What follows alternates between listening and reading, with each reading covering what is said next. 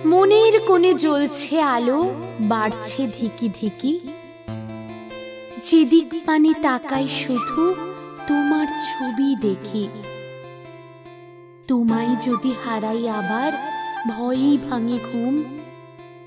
এমন জুড়ে শুধুই তুমি আর ভালোবাসার মরশুম।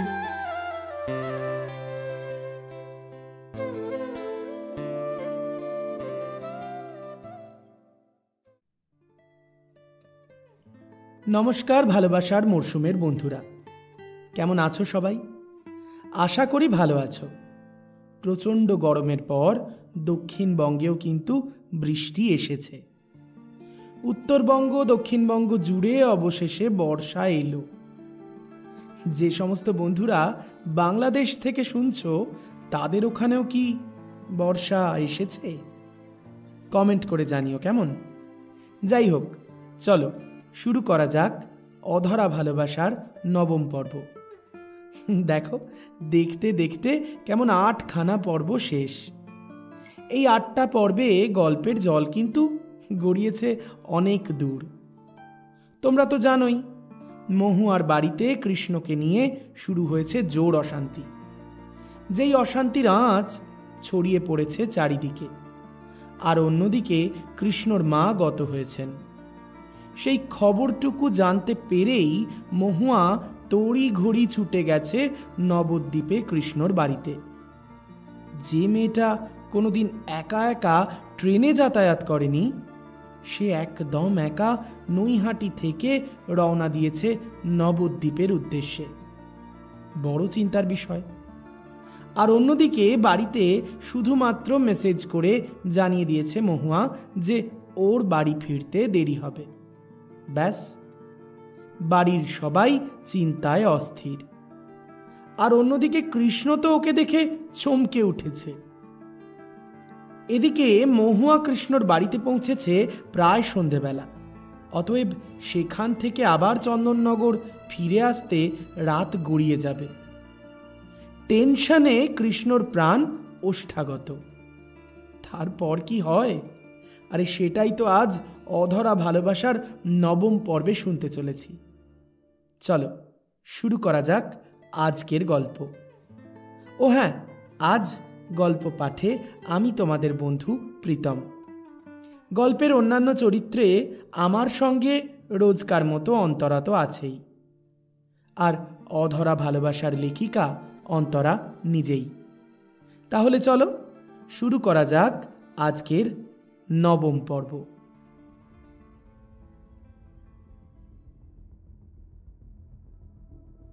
একদম ঠিক করনি তুমি মহুয়া। এইভাবে বাড়িতে না জানিয়ে এত দূর চলে এলে, তাও সম্পূর্ণ একা। তো কি করতাম আমি? সবটা শোনার পরও চুপচাপ বাড়ি ফিরে যেতাম। আমার জায়গায় তুমি থাকলে তুমি কি করতে? হ্যাঁ, আরে কার জায়গায় কে থাকলে কি হতো এত শত আমি জানি না, কিন্তু একা একা এত বড় রিস্ক তুমি নিতে পারো না মহুয়া। তোমার কিছু হয়ে গেলে কি করে নিজেকে ক্ষমা করতাম আমি? মহুয়ার কথা শুনেই সামনে রাখা স্টাডি টেবিলটার উপরে বেশ জোরে একটা আঘাত করে দাঁতে দাঁত চেপে কথাগুলো এক নিঃশ্বাসে বলে ফেলল কৃষ্ণ। ওর রুক্ষ মেজাজ একেবারে সহ্য হলো না মহুয়ার। কাজল কালো চোখ দুটো জলে ভরে উঠল। কোনো রকমে কান্নাটা গিলে নিয়ে ও বলল, ও তার মানে আমার এখানে আসাতে তুমি একটু খুশি হওনি, তাই তো? সত্যিই তো, তুমি তো আমার থেকে পিছু ছাড়াতে চাও। আর আমি দেখো বোকার মতো বারবার তোমার কাছে ছুটে আসি। ঠিক আছে, এতই যখন খারাপ লাগছে আমি এক্ষুনি চলে যাব। কথাগুলো বলেই দ্রুত পায়ে দরজার কাছে এগিয়ে গেল মহুয়া। ডান হাতটা তুলে দরজার ছিটকানিটা যেই খুলতে গেল, তখনই ওর হাতের উপরে কৃষ্ণর হাতের ছোঁয়া পড়তেই দরজার ওখানেই ঘুরে দাঁড়ালো ও। মহুয়াকে আটকাতেই ওর পিছনে ছুটে এসেছে কৃষ্ণ। মহুয়া পিছু ঘুরতেই একেবারে কৃষ্ণর মুখোমুখি হয়ে গেল। কৃষ্ণর উষ্ণ নিঃশ্বাস ছুঁয়ে গেল ওর গোটা মুখ। আর সেই সময় ঘটল আর এক বিপত্তি, পাওয়ার কাট। নিমেষেই চারিদিকটা যেন অন্ধকারে ডুবে গেল। স্পষ্ট হলো একে অপরের নিঃশ্বাসের শব্দ। মহুয়ার হৃৎপিণ্ডের গতি অনুভব করতে পারল কৃষ্ণ। ধীরে ধীরে অন্ধকারে চোখ দুটো সয়ে এলো দুজনের। অভিমানী মহুয়ার চোখ বেয়ে নেমে এলো জল। বিষয়টা অনুভব করেই কৃষ্ণর শুষ্ক ঠোঁট দুটো আস্তে আস্তে নেমে এলো মহুয়ার নরম গোলাপি ঠোঁট দুটোর ভাঁজে। ক্ষণিকের স্পর্শ, তবুও উথাল পাথাল যে ঝড় উঠেছিল মনের গহীনে, ভালোবাসার স্পর্শে তা হয়ে এলো শান্ত। অন্ধকারেও বুঝতে পারল কৃষ্ণ লজ্জায় তীর তীর করে কাঁপছে মহুয়ার বন্ধ চোখের পাতা। না, এইভাবে বেশিক্ষণ মহুয়ার দিকে তাকিয়ে থাকলে নিজেকে আটকে রাখতে পারবে না কৃষ্ণ। এইভাবে আবেগে ভেসে গেলে হবে না। মেয়েটা এখনো অনেক ছোট। কৃষ্ণর মাথার উপর অনেকটা দায়িত্ব। বেশ নিচু স্বরে কথা বলল কৃষ্ণ। তুমি তুমি দাঁড়াও মৌ, আমি মোমবাতিটা জ্বালাই। থাক না, অন্ধকারই তো ভালো। অনেক রাত হয়ে যাচ্ছে মহুয়া, তোমাকে বাড়ি ফিরতে হবে। এতটা রাস্তা, প্লিজ। না না না, আমাকে ছেড়ে যেও না। আমি জানি আমি বাড়ি ফিরে গেলে ওরা আবার আমাকে আটকে রাখবে, তোমার সঙ্গে কথা বলতে দেবে না, দেখা করতে দেবে না। এইভাবে আমি বাঁচতে পারবো না কৃষ্ণ। কেন কেন বুঝতে পারছো না তুমি? বুঝতে পারছি মৌ, কিন্তু এইভাবে পালিয়ে বাঁচতে পারবে তুমি? তোমার বাবা মা তোমাকে অনেকটা বিশ্বাস করে মৌ। এইভাবে কিন্তু এই বিশ্বাস বজায় রাখার দায়ভার কি আমার একার কৃষ্ণ? আমিও তো বাবা মাকে বিশ্বাস করেছিলাম, ভেবেছিলাম আমার মনের কথা জানতে পারলে তারা আমার বিরোধিতা করবে না। তাহলে তাহলে আজ কেন? পরিবেশ পরিস্থিতি সম্পর্কে তোমার কোনো আইডিয়া নেই মৌ। চারিদিকে যা ঘটছে তাতে তোমার বাবা মার দুশ্চিন্তা হওয়াটা খুব একটা আশ্চর্যের কিছু নয়। হঠকারী সিদ্ধান্ত নিও না।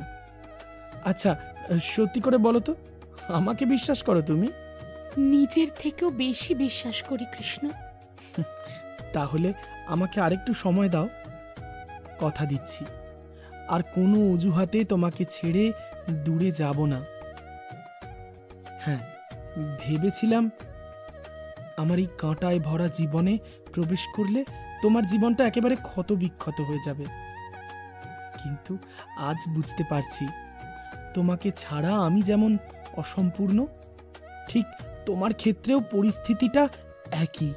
তাহলে তাহলে প্রমিস করো আর কোনোদিন কোনো পরিস্থিতিতে আমাকে ছেড়ে কোথাও যাবে না। কথা দিলাম মৌ, আমাদের ভালোবাসা পরিণতি পাবেই। আমার জীবন দিয়ে আমি তোমায় আগলে রাখব। কথাগুলো বলেই মহুয়াকে বুকের মধ্যে আগলে ধরল কৃষ্ণ। কতক্ষণ যে এভাবে ছিল জানে না দুজনেই। হঠাৎ করেই চারিদিক ঝলমলে আলোয় আলোকিত হয়ে উঠলে জ্ঞান ফিরল দুজনের। দেয়াল ঘড়িটার দিকে তাকিয়েই আঁতকে উঠল কৃষ্ণ। 8:15।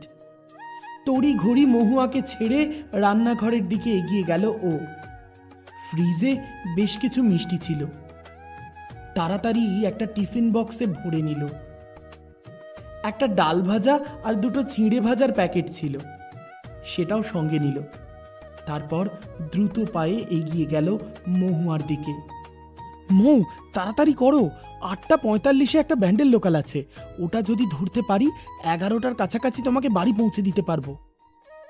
বাড়ির কথা মনে পড়তেই বুকটা ছ্যাঁত করে উঠল মহুয়ার। ফোনটা সুইচ অফ। নিশ্চয়ই ওর মা মেসেজ পড়ে ওকে ফোন করেছে অনেকবার। বাড়ির পরিস্থিতি সম্পর্কে কোনো আন্দাজ নেই ওর। সবটা জানার পর বাবা ঠিক কিভাবে রিয়্যাক্ট করবে জানে না। ছোট থেকেই বাবা মায়ের মধ্যে কোনো রকম অশান্তি দেখেনি মহুয়া। তবে হাসি খুশি স্বভাবের দুজনেই ইদানিং মহুয়াকে নিয়ে বেশ অশান্তি করে। মা বাবার ঘরের পাশ দিয়ে আসার সময় বাবার কাছে মাকে নালিশ করতেও শুনেছে মহুয়া। বাবার আশকারাতেই মহুয়া নাকি এতটা সাহস পেয়েছে। আচ্ছা, কাউকে ভালোবাসাটা কি অন্যায়?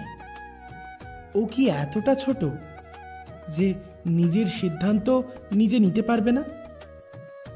ওরা কি পারে না কৃষ্ণ আর মহুয়াকে একটু সময় দিতে? কিছুদিন সময় দিলেই ওরা নিজেদের পায়ের তলার জমিটা শক্ত করে নেবে। তাহলে তো আর মা বাবার কোনো আপত্তি থাকার কারণ নেই। মহুয়াকে ভাবনার জগতে হারিয়ে যেতে দেখে ওর হাতটা ঝাঁকিয়ে দিল কৃষ্ণ। আরে কি হলো মৌ, কোথায় হারিয়ে গেলে? চটপট করো।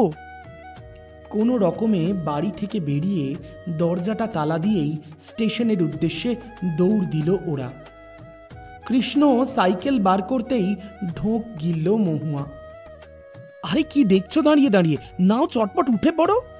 কোথায়? আরে কোথায় আবার, সাইকেলে। বাইকটা নিয়ে বেরোতাম, কিন্তু অনেক দিন ধরে পড়ে আছে। এমনিতেই সেকেন্ড হ্যান্ড কিনেছিলাম, এখন কি অবস্থা তাও জানি না। আরে আমি তো নবদ্বীপে এলে সাইকেল নিয়েই কাজ মিটিয়ে নি। কি হলো? আরে ওঠো। হেঁটে হেঁটে যাই না। হেঁটে হেঁটে গেলে ট্রেন পাবো না। এই দাঁড়াও, এক মিনিট। তুমি কি বাই এনি চান্স ভয় পাচ্ছ? আরে একদম টেনশন নিও না, আমি আমার কত বন্ধু বান্ধবদের সাইকেল করে নিয়ে ঘুরিয়ে এসছি। এসব আমার অভ্যেস আছে। কথাটা শুনেই বাঁ দিকের ভ্রুটা একটু ওপরের দিকে তুলে বেশ মজা করেই মহুয়া বলল, বন্ধু বান্ধব নাকি বান্ধবী? আরে বাবা, বন্ধু বান্ধবী সবাইকে সাইকেলে করে ঘুরিয়েছি। তুমি জানো, স্কুলে পড়াকালীন আমার সাইকেলে ওঠার জন্য মারামারি লাগতো। আসলে আমি খুব স্মুথ সাইকেলটা চালাই, জানো। তার মানে বান্ধবী মহলে তুমি বেশ পপুলার, তাই তো? হ্যাঁ, তা একটু। লাজুক হাসি হেসে মাথাটা একবার চুলকে উত্তরটা দিল কৃষ্ণ। আর ঠিক তখনই মহুয়ার মুখটা থমথমে হয়ে যেতে দেখে বিষয়টা আন্দাজ করতে পেরে নিজেকে সামলে নিয়ে কৃষ্ণ বলল, মানে তবে কি বলতো মহুয়া, আজ পর্যন্ত সবাইকেই ওই সাইকেলের কেরিয়ারে চাপিয়েছি, বুঝেছ। সামনেটাতে কিন্তু কেউ চাপেনি। মানে তুমি। আমিও কেরিয়ারটাতেই চাপবো, তাড়াতাড়ি চালাও। ঝোঁকের মাথায় কথাটা বলেই কেরিয়ারে চেপে বসল মহুয়া। সাইকেলে চাপার অভিজ্ঞতা ওর প্রায় নেই বললেই হয়। একেবারে ছোটবেলায় বাবার সাইকেলের রডে লাগানো ছোট্ট সিটটায় দুদিকে পা দিয়ে চেপে বসত মহুয়া। পা রাখার ছোট্ট ছোট্ট দুটো স্ট্যান্ড ছিল। বাবার সাইকেলের ওই সিটটাও ছিল বেশ নরম। ছোট্ট মহুয়া দুদিকে দুটো বেনি করে বাপির সঙ্গে স্কুলে যেত। বাপির সাইকেলে চাপলেই বাবা মেয়েতে একসঙ্গে গান ধরত। লাল নীল সবুজেরই মেলা বসেছে। মান্নাদের এই গানটা বাপি শিখিয়েছিল মহুয়াকে। কৃষ্ণর সাইকেলের কেরিয়ারে বসে যেতে যেতে সেই ছোট্ট বেলার দিনগুলোর কথা মনে পড়ছিল মহুয়ার। চোখের সামনে চলচ্চিত্রের মতো ভেসে উঠছিল সেই দৃশ্যগুলো। বেলুন চড়ে চল চলে যাই রূপকথারই রাজ্যে, পায়রা হুতুম ভুতুম পেঁচা সঙ্গে যাবে আজকে, হাই ও হাই চল রে ভাই ভাষাই মেঘের ভেলারে, আয় আয় রে ছুটে খেলবি যদি আয় নতুন সে এক খেলারে। ফুঁপিয়ে উঠল মহুয়া। শব্দটা পেতেই ব্রেক কষে সাইকেলটা দাঁড় করালো কৃষ্ণ। যদিও ওরা স্টেশনে প্রায় পৌঁছেই গেছে। চট করে কেরিয়ার থেকে নেমে পড়ল মহুয়া। বাঁ হাত দিয়ে চোখ দুটো মুছে ফেলার আগেই কৃষ্ণ দেখে ফেলল ওর চোখের জল। কি হলো মৌ, কাঁদছ কেন? লেগেছে কোথাও? আমাকে বলো। না না, কোথাও লাগেনি। জানো তো কৃষ্ণ, ছোটবেলাটাই না ভালো ছিল। মনের সব কথাগুলো নির্দ্বিধায় বাবা মায়ের সঙ্গে শেয়ার করতে পারতাম। কেউ জাজ করতো না। বায়না পূরণ না হলে হাত পা ছড়িয়ে কান্নাকাটি করলে মা আদর করে মাথায় হাত বুলিয়ে কত কিছু বুঝিয়ে বলতো। আমার ছোট ছোট আবদারগুলোর কত গুরুত্ব ছিল ওদের কাছে। আর আজ আমার জীবনের এত বড় একটা ডিসিশন, একবারও ওরা আমার সঙ্গে কথা পর্যন্ত বলল না। আমার পছন্দের উপর কি ওদের একটু ভরসা নেই কৃষ্ণ? একবার, শুধু একবার আমার কথাটা ওরা মন দিয়ে শুনতে পারতো। চিন্তা করো না সোনা, সব ঠিক হয়ে যাবে। একদম মন খারাপ করো না। আর আমি তো আছি।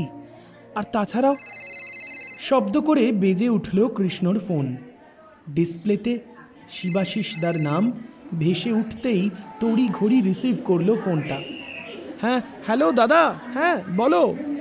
প্ল্যাটফর্মের অ্যানাউন্সমেন্ট আর হর্নের শব্দে শিবাশিসদার কথাগুলো স্পষ্ট কানে পৌঁছল না কৃষ্ণ। হ্যালো, হ্যালো, শুনতে পারছি না। দাঁড়াও দাঁড়াও, আমি এক্ষুনি কল ব্যাক করছি। মৌ, তুমি এই বেঞ্চটায় একটু ওয়েট করো, আমি এক্ষুনি আসছি। আচ্ছা, তুমি কি রিটার্ন টিকিট কেটেছিলে? হ্যাঁ, রিটার্ন কেটেছি, কিন্তু সে তো নৈহাটি থেকে। ওহো, আচ্ছা, তোমার কাছে টাকা পয়সা কিছু আছে? আচ্ছা ছাড়ো, দাঁড়াও দাঁড়াও। পকেট হাতড়ে 100 টাকার একটা নোট বের করলো কৃষ্ণ। এই টাকাটা নাও, ধরো ধরো। আরে, তোমার একটা ফেরার আর আমার একটা রিটার্ন। তাড়াতাড়ি টিকিট কাটো, আমি শিবাশিসদাকে কলটা করেই আসছি। এক ছুটে স্টেশনের বাইরে বেরিয়ে এলো কৃষ্ণ। ডায়াল করলো শিবাশিসদার মোবাইল নাম্বার। হ্যাঁ হ্যাঁ, হ্যালো, হ্যাঁ বলো। আসলে স্টেশনে এত শব্দ হচ্ছে না, শুনতে পাচ্ছিলাম না। কতবার তোকে ফোন করেছি জানিস? তোর হুঁশ কোথায় থাকে? রাগ আর বিরক্তি মিশিয়ে অদ্ভুত ভঙ্গিতে কথাগুলো বলল শিবাশিসদা। কেঁপে উঠল কৃষ্ণর হাতটা। এভাবে কথা বলছো কেন? কিছু হয়েছে? হ্যাঁ হ্যাঁ, অনেক কিছু হয়েছে। মহুয়া কোথায়? এই তো আমার সঙ্গে। কেন, ও তোমাকে পৌঁছে মেসেজ করেনি? করেছে, কিন্তু ওর ফোনে ওর বাড়ি থেকে ফোন আসছে, আর ওর ফোনটাই তো সুইচ অফ। হ্যাঁ হ্যাঁ, ওই চার্জ নেই বলল। কৃষ্ণ, মন দিয়ে আমার কথাটা শোন। আমি যেভাবেই হোক ব্যান্ডেল স্টেশনে পৌঁছচ্ছি। তুই সোজা ব্যান্ডেল পৌঁছো, কোনোভাবেই চন্দননগর যাবি না। ওকে আমি সাবধানে বাড়ি পৌঁছে দেব। কেন, কি হয়েছে? মহুয়ার মেসেজ পড়ে মহুয়ার মা বাবা চন্দননগর থানায় কমপ্লেন করতে গিয়েছিল। যেহেতু মহুয়া সাবালিকা, তাই কমপ্লেনটা নেওয়া হয়নি। কিন্তু তোর পরিচয় দেওয়ার পর ওরা সরাসরি ব্যারাকপুর থানায় ফোন করে। হ্যাঁ, সে কি? তারপর? আরে হ্যাঁ হ্যাঁ, বলছিটা কি, ফোনটা বড়বাবুই অ্যাটেন্ড করেছেন। ভাগ্য ভালো আমি সেই সময় প্রেজেন্ট ছিলাম। আমি মোটামুটি বড়বাবুকে সবটা বুঝিয়ে বলেছি। উনি কিন্তু বেশ রেগে আছেন। তুই যেভাবেই হোক ব্যান্ডেল পৌঁছো, তারপর কিছু একটা ব্যবস্থা করা যাবে। তুমি ওকে আটকালে না কেন শিবাশিসদা? কেন নবদ্বীপের ঠিকানাটা দিলে? তুমি তো ওকে বাড়ি পৌঁছে দেবে। তারপর তারপর কি হবে? না না, আমি জানি না। আজ আমি ওকে বাড়ি পৌঁছে দেব, তারপর যা আছে কপালে। আরে আরে শোন মাথা। কথাটা বলেই ফোনটা কেটে দিল কৃষ্ণ। কিছু একটা ভেবে তাড়াতাড়ি দোকান থেকে দুটো জলের বোতল কিনে দৌড় দিল প্ল্যাটফর্মের দিকে। 1 নম্বর প্ল্যাটফর্মে মহুয়া আর কৃষ্ণ পাশাপাশি। স্টেশন চত্বর এখনো গমগমে। নিত্যযাত্রীরা ফিরছেন বাড়িতে। চটপট টিফিন কৌটোটা খুলে মহুয়ার দিকে এগিয়ে দিল কৃষ্ণ। নাও, কখন খেয়েছো? নিশ্চয়ই খিদে পেয়েছে। এই মিষ্টিটা খেয়ে একটু জল খাও। ভালো লাগছে না, ট্রেনে উঠে বরং খাই। জোর করল না কৃষ্ণ। আমতা আমতা করে ও বলল, তোমার ফোনটা অনেকক্ষণ থেকে না অফ। অন করে বাড়িতে একটা কল করে দাও। নিশ্চয়ই ওনারা খুব চিন্তা করছেন। সত্যি, দীর্ঘক্ষণ মহুয়ার ফোন অফ। মনে পড়তেই ব্যাগটা থেকে ফোনটা বের করে অন করলো মহুয়া। আর অন করতেই মিসড কল অ্যালার্ট, প্রায় 50টার উপর। মা এবং বাবা দফায় দফায় ওকে কল করে গেছে। বুঝতে পারল ও হোয়াটসঅ্যাপেও কিছু মেসেজ রয়েছে। তড়িঘড়ি মেসেজ পড়তে শুরু করলো মহুয়া। মেসেজে স্পষ্ট করে লেখা, তোমাকে কিছু বলার নেই মহুয়া, সিদ্ধান্ত তোমার। তবে জন্ম যখন আমরা দিয়েছি তখন দায়িত্ব তো আমাদের একটা থেকেই যায়। 8টার মধ্যে তোমার কল না পেলে আমরা থানায় কমপ্লেন করব। কতই বা বয়স তোমার? মানুষ চিনতে শিখলে কবে? কোথাকার কে তোমায় কি বললো আর তুমি ছুটে গেলে? ছোট থেকে যে বাবা মা তোমাকে মানুষ করলো, বড় করলো, তাদের প্রতি কোনো কর্তব্য নেই তোমার? যাকে যা ভালো বুঝেছ করেছো, তোমার কাজ তুমি করেছো, আমরাও আমাদের কাজ করব, চিন্তা করো না। এই কথাগুলো পড়া মাত্রই শিরদাঁড়া দিয়ে ঠান্ডা স্রোত নেমে গেল মহুয়ার। রাগে অপমানে চোখ দুটো জ্বলে উঠল ওর মুখের মধ্যে ক্ষণে ক্ষণে ঘটে যাওয়া পরিবর্তনগুলো বসে বসে লক্ষ্য করছিল কৃষ্ণ। ভালোই বুঝতে পারল বাবা মায়ের ওপর অভিমান ধীরে ধীরে রাগে পরিণত হচ্ছে মহুয়ার। আমি জানি মৌ, ওনারা থানায় গিয়েছেন, আমার নামে কমপ্লেন করেছেন, ব্যারাকপুরেও কল গেছে, বড়বাবু কথাও বলেছেন। তুমি চিন্তা করো না, আমি সবটা ম্যানেজ করে নেব। শুধু তোমাকে সাবধানে বাড়িটা পৌঁছে দিই। আমার 18+ কৃষ্ণ, নিজের সিদ্ধান্ত নিজে নেওয়ার অধিকার আমার আছে। আর কি কারণে আমি এখানে এসেছি তা বিস্তারিত আমি আমার মাকে জানিয়ে এসেছি। তারপরেও ওরা এটা কি করে করলো? আমার মান সম্মান সব শেষ করে দিল। ওরা বাবা মা, ওদের মান সম্মান থাকতে পারে, কিন্তু আমার কি কিছুই নেই? আরে রেগে যেও না মহুয়া, বিষয়টা বোঝার চেষ্টা করো। তুমি আমাকে কতদিনই বা চেনো, তাই বিশ্বাস করতে পারছেন না ওনারা। আমাকে তো দেখেনও নি ভালো করে, কি করে আমাকে বিশ্বাস করবেন, তাই না?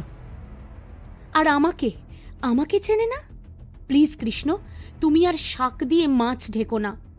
ঠিক আছে, ওনারা যখন লড়াই চাইছেন, লড়াই করব।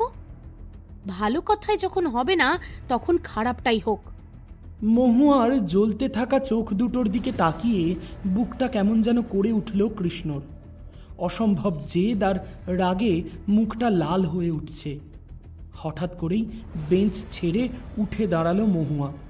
তারপর সোজাসুজি কৃষ্ণর দিকে তাকিয়ে ও বলল, তোমার ফোনটা দাও, শিবাশিস্তার সঙ্গে কথা বলবো। এক্ষুনি ট্রেন ঢুকবে মহুয়া, প্লিজ বোঝার চেষ্টা করো। ফোনটা দাও। থমথমে গলার আওয়াজটা শুনেই আর বাড়াবাড়ি করল না ও। ফোনটা বের করে হাতে ধরিয়ে দিল মহুয়ার। হ্যালো দাদা, আমি মহুয়া। তোমরা ট্রেনে উঠেছো মহুয়া? না দাদা, ট্রেনে উঠিনি, আর উঠবও না। কি বলছো কি মহুয়া? দাদা বলে ডেকেছি। তোমার এই বোনটাকে একটু সাহায্য করবে না দাদা? তা কি সাহায্য লাগবে তোমার, বলো। কাল সকালেই তোমরা কয়েকজন বন্ধু বান্ধব নিয়ে নবদ্বীপ চলে এসো। কালকেই আমি কৃষ্ণকে বিয়ে করব। আমি চন্দননগর আর ফিরব না। তোমাকে আমি আমার বাড়ির ফোন নাম্বার দিচ্ছি, তুমি বিস্তারিত জানিয়ে দিও। আর সেই সঙ্গে এটাও জানিয়ে দিও যে আমি সাবালিকা, আমার ওপর জোর করতে পারে না ওরা। কথাটা শুনেই একেবারে আকাশ থেকে পড়ল কৃষ্ণ। চটপট বেঞ্চ থেকে উঠে দাঁড়িয়ে বলল, এই কি বলছো কি মৌ? পাগল হয়ে গেলে নাকি? হ্যাঁ, পাগল হয়ে গেছি। এখানে আসার সময় মাকে আমি মেসেজ করেছি, বারবার অনুরোধ করেছি আমার বন্ধু বান্ধবকে যেন না জড়ায়। কথা দিয়েছিলাম ফিরে যাব, কিন্তু ওরা আমাকে বিশ্বাস করতেই পারলো না। এমনকি তোমার কাজের জায়গাতেও অভিযোগ। লড়াই, ওরা আমার সঙ্গে লড়াই করতে চাইছে কৃষ্ণ। আমি ভালোবেসেছি, কোনো অন্যায় করিনি, তাই আমিও ঠিক করেছি আমি আর বাড়ি ফিরব না। আরে কি বলছোটা কি মৌ? সবে মাত্র মাকে হারিয়েছি আমি, এখন কি করে বিয়ে? মানে এখনই বিয়ে করতে কে বলেছে তোমায়? তোমার পাশের বাড়ির কাকিমাদের সঙ্গে তোমার খুব ভালো সম্পর্ক। তাদের যদি সবাই মিলে বুঝিয়ে বলি, তাহলে তাদের বাড়িতে মাসখানেক আমায় থাকতে দেবে। তারপর তোমার মায়ের একটা কাজকর্ম কিছু করে নিয়ে, আর তাছাড়া ম্যারেজ রেজিস্ট্রি করতে তো আর কোনো অসুবিধা নেই। কিন্তু তোমার বাবা মা আমাকে কাপুরুষ ভাববে মহুয়া। এইভাবে পালিয়ে সুখে থাকবো না আমরা। মানে বাবা মায়ের দীর্ঘশ্বাস সন্তানের জীবন নষ্ট করার জন্য যথেষ্ট। বিশ্বাস করো, এত বড় ভুল করো না মৌ। ভালোবাসো আমাকে? নিজের থেকেও বেশি। কি চাও, আমাদের ভালোবাসা অধরা থেকে যাক? না না মৌ, আমি তো চাই আমাদের ভালোবাসা পরিণতি পাক। তাহলে যা বলছি তাই করো, আর দয়া করে আমার উপর একটু ভরসা রাখো। আমার খুব বেশি চাহিদা নেই কৃষ্ণ, আমাকে খাওয়া পড়া দিতে পারবে না তুমি? পারবো মৌ, পারবো, কিন্তু। আর কোনো কিন্তু নয়, এবার আমি যা বলবো তাই হবে। নাও তাড়াতাড়ি কৌটো খুলে মিষ্টিটা বার করো তো। এমন একটা শুভক্ষণে মিষ্টি মুখ না করলে হয়? আজ অধরা ভালোবাসার নবম পর্ব এতটুকুই। এরপর কি হলো? কৃষ্ণ আর মহুয়ার বিয়েটা কি নির্বিঘ্নেই মিটল, নাকি সেখানে আবার সৃষ্টি হলো নতুন কোনো বাধার? জানতে গেলে অবশ্যই শুনতে হবে অধরা ভালোবাসা 10ম পর্ব, আগামী শুক্রবার ঠিক রাত্রি 8টায়। তবে চলে যেতে যেতে রোজকার যে কথাগুলো বলে যাই সেগুলো আজও বলে যাব। যদি আপনাদের এই গল্পটা ভালো লেগে থাকে তাহলে অবশ্যই লাইক এবং কমেন্ট করতে ভুলবেন না। আর যদি আপনি আমাদের চ্যানেলে নতুন হন তাহলে অবশ্যই চ্যানেলটা সাবস্ক্রাইব করে বেল আইকনটা প্রেস করে দেবেন। আপনারা তো জানেনই ভালোবাসার মরশুম এখন থেকে ওয়েবসাইটেও অ্যাভেলেবেল। www.bhalobasharmorsum.com এই আমাদের ওয়েবসাইট লিংক, যা ডেসক্রিপশন বক্সে দিয়ে রাখলাম। সঙ্গে রইল ভালোবাসার মরশুমের ফেসবুক পেজের লিংকটাও, সম্ভব হলে ফলো করে দেবেন। এবার আসি গত পর্বে যে 10 জন সঠিক উত্তরদাতা সঠিক উত্তর দিয়েছিলেন তাদের নাম ঘোষণায়। তারা হলেন শ্রীকান্ত ঘড়ুই, কুণাল নাথ, সোমা সামন্ত, অর্পণ জেলে, শুভ, মোহিনী ভট্টাচার্য, সঞ্চারী নায়েক, শান্তনু বর্মন, অঞ্জনা গাড়ু, গোবিন্দ সাউ, চন্দন মাইতি সহ আরও অনেকে। এবার আসি আজকের পর্বের প্রশ্নে। আজকের প্রশ্ন হল, নবদ্বীপ থেকে কটার ট্রেন ধরার জন্য মহুয়া আর কৃষ্ণ নবদ্বীপ স্টেশনে ওয়েট করছিল? জানাতে হবে ট্রেনের সঠিক টাইমটা। যদি সঠিক উত্তরটা আপনারা জেনে থাকেন তাহলে চটপট টাইপ করে ফেলুন কমেন্ট বক্সে। প্রতি পর্বের মতো এই পর্বেও প্রথম 10 জন সঠিক উত্তরদাতার নাম ঘোষণা করব আগামী পর্বে। ততক্ষণ ভালো থাকবেন সবাই। কথা হচ্ছে আগামী মঙ্গলবার দুপুর ঠিক 3:30 সময়, আর তারপর শুক্রবার রাত্রি 8টায়। ভালো থাকবেন সকলে, ভালোবাসার মরশুমের সঙ্গে থাকবেন।